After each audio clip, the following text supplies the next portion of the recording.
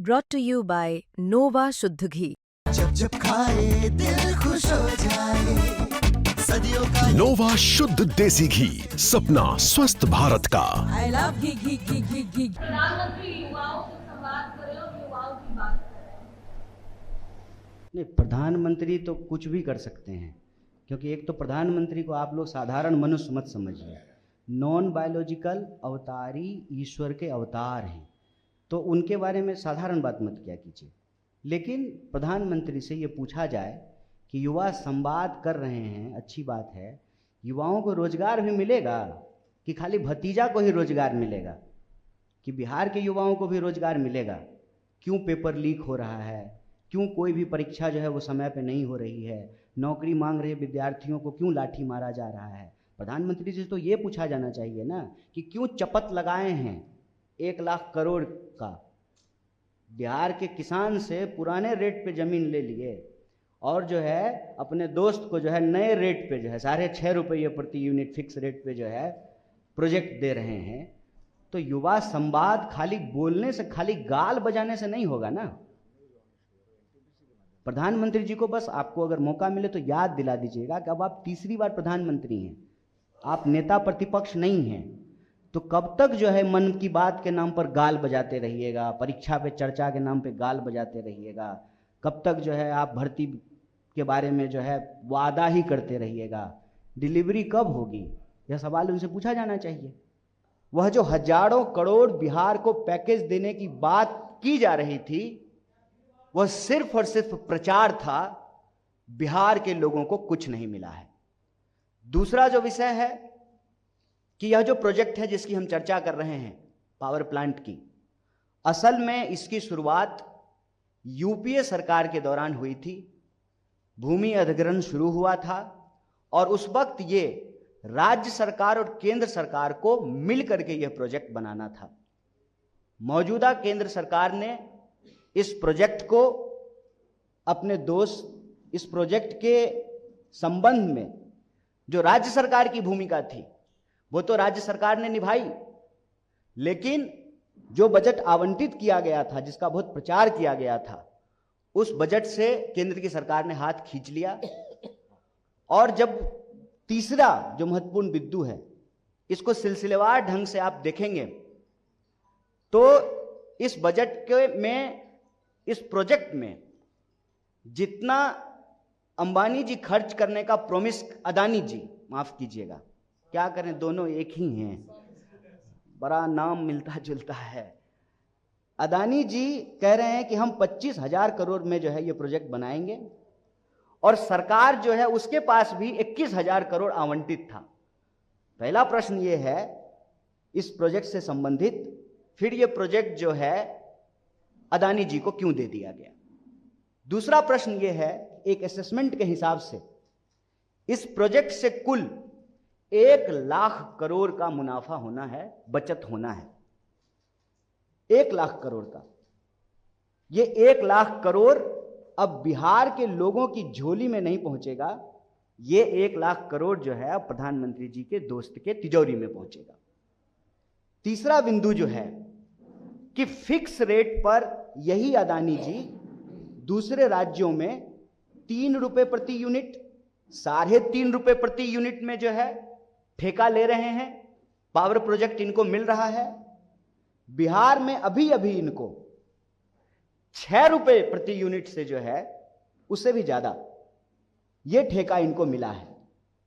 अगर ये 5 रुपए प्रति यूनिट से भी मिलता तो लगभग बिहार को 56,000 करोड़ रुपए की बचत होती। 56,000 करोड़। सवाल यह है कि मनमाने रेट पे, प्रति यूनिट मनमाने रेट पे यह प्रोजेक्ट अदानी जी को क्यों दिया गया है? तो 3 विषय है हमारे सामने। पहला, 1 रुपए प्रति एकड़ के हिसाब से 1,000 एकड़ जमीन अदानी को क्यों दी गई? दूसरा, जो इस प्रोजेक्ट से 1 लाख करोड़ का मुनाफा होना था वो बिहार के लोगों की जेब में पहुंचने की बजाय प्रधानमंत्री जी के दोस्त की तिजोरी में क्यों पहुंच रहा है? और तीसरा, सुविधा अनुसार ₹6 से भी ज्यादा प्रति यूनिट में जो है इनको ठेका मिला है, जबकि उत्तर प्रदेश में ₹3.5 में, और अभी जनवरी में ही बंगाल में जो है इनको ₹3.5 में के फिक्स रेट पर ठेका दिया गया है। तो बिहार के साथ यह अन्याय क्यों किया जा रहा है? और जब आप तीनों विषय को जोड़ करके देखेंगे तो आपको स्पष्ट हो जाएगा कि यह सरकार न सिर्फ वोट चोर है, जमीन चोर है, बजट चोर है, मुनाफाखोर है, और बिहार का हजारों करोड़ रुपया चुरा करके जिनसे चंदा लेते हैं, तुम मुझे चंदा दो मैं तुम्हें धंधा दूंगा, उस सिद्धांत पे जो है बिहार के संसाधनों की चोरी कर रहे हैं।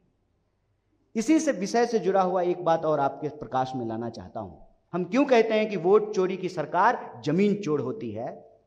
बिहार का बच्चा बच्चा घर घर में लोग ये जानते हैं कि पिछले कई महीनों से वरन कई सालों से यह हल्ला हो रहा था, सर्वे होगा, सर्वे होगा। हर कोई जिनके पास भी थोड़ी बहुत जमीन है, 1 कट्ठा 10 धूर, 2 कट्ठा 5 कट्ठा जमीन का कागज लेकर के ब्लॉक का चक्कर लगा रहे थे।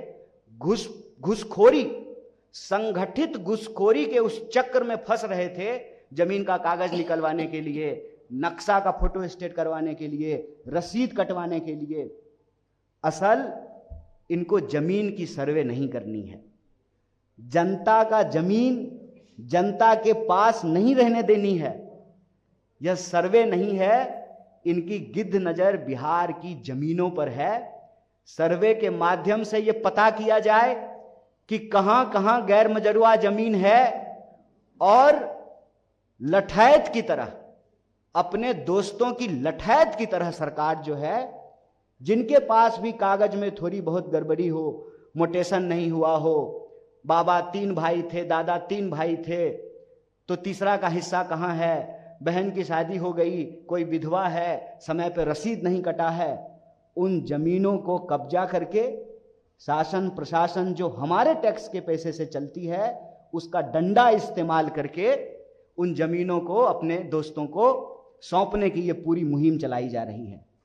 हम मांग रहे हैं नौकरी, और हमारे ही माँ बाप के पैसे के टैक्स के पैसे से सरकार जो चलती है, जो पुलिस प्रशासन को डंडा मिलता है, जो वेतन मिलता है, जो भत्ता मिलता है, वही नौकरी मांग रहे विद्यार्थियों के कंधे पे, उनकी पीठ पे जो है चलाई जाती है। यह पूरा का पूरा जो भ्रष्टाचार है, इस भ्रष्टाचार को हम लोग उजागर कर रहे हैं।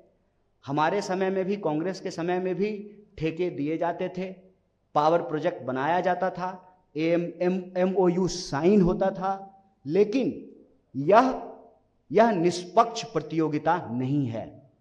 बाकी सारे जो प्रतिभागी हैं, जो टेंडर और लोग भी भर सकते थे, उनका हाथ पांव बांध करके इस तरह की व्यवस्था की जा रही है कि यह टेंडर एक ही व्यक्ति को मिले। अदानी नाम केवलम।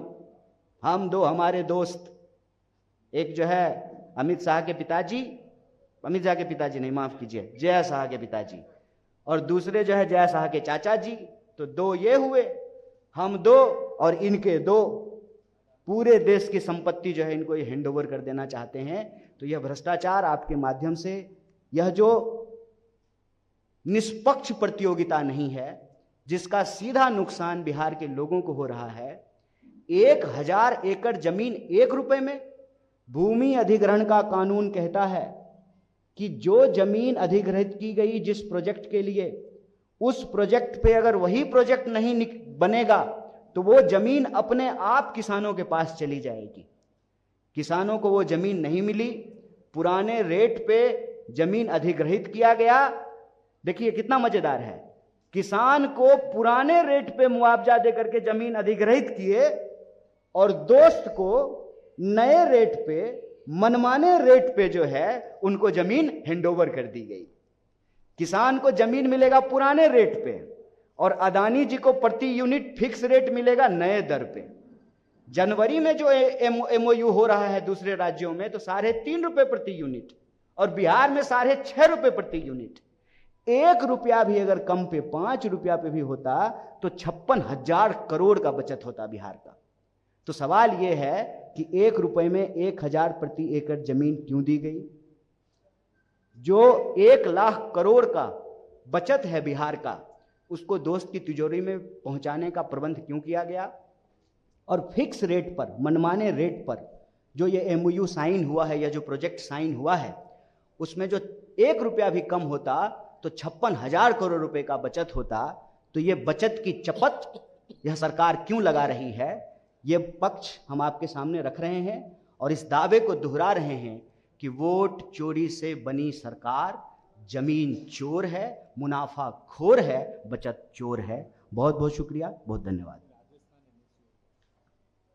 एक विषय और हम आपके समक्ष लाना चाहते हैं कि पिछले दिनों जब बड़े धूमधाम से प्रधानमंत्री जी स्वयं एक तथाकथित सांस्कृतिक संगठन का जश्न मना रहे थे, तो देश के एक प्रतिष्ठित विश्वविद्यालय में प्रशासन के ताम झाम के साथ जनता के खर्च वर्च से स्थापना दिवस मनाने का प्रयोजन राजस्थान विश्वविद्यालय में किया गया।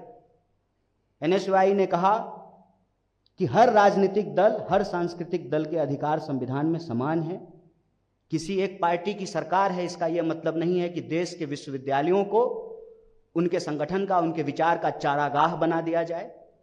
और इसका पुरजोर मुखालफत राजस्थान एनएसयूआई की पूरी यूनिट ने की, राजस्थान प्रदेश अध्यक्ष ने किया, विनोद जाखड़ ने किया। पूरे शासन प्रशासन का इस्तेमाल करके, पुलिस का इस्तेमाल करके उनके साथ मारपीट की गई और तमाम नेताओं और कार्यकर्ताओं को कई घंटों तक अलग अलग थानों में घुमाते रहे और अभी जो है उनको पकड़ करके जेल में भेज दिया गया है। हम कहते हैं यही आरएसएस की व्यवस्था है। जिस दिन आरएसएस का प्रभुत्व समाज पे होगा, शासन प्रशासन उनके कब्जे में होगी, उस दिन संविधान का गला दबाया जाएगा और ये उसका सीधा उदाहरण है। आपको अगर कार्यक्रम करने का अधिकार है तो वो अधिकार सरकारी संस्थानों में करने का नहीं है। और अगर आप सरकारी संस्थान में कर रहे हैं तो आप अगर कार्यक्रम कर सकते हैं तो इस देश का नागरिक और विद्यार्थी होने के चलते उसका विरोध करने का अधिकार हमको ये संविधान देता है। फिर गैर संवैधानिक तरीके से संगीन धाराओं में, जिसका उस कार्यक्रम से और उस विरोध से कोई लेना देना नहीं है, उन छात्र नेताओं को और एनएसयूआई के कार्यकर्ताओं को अरेस्ट किया गया है। हम इस मंच से न सिर्फ उसकी मजम्मत करते हैं, उसका विरोध करते हैं, बल्कि एनएसयूआई के इस साहसपूर्ण कर्तव्य के लिए, कार्य के लिए उनकी बहुत प्रशंसा करते हैं। और पूरी ताकत से बिहार प्रदेश कांग्रेस कमेटी, पूरा देश, हर विद्यार्थी जो लोकतंत्र और संविधान पसंद है, उनके साथ खड़ा है, मजबूती से खड़ा है। बहुत बहुत धन्यवाद।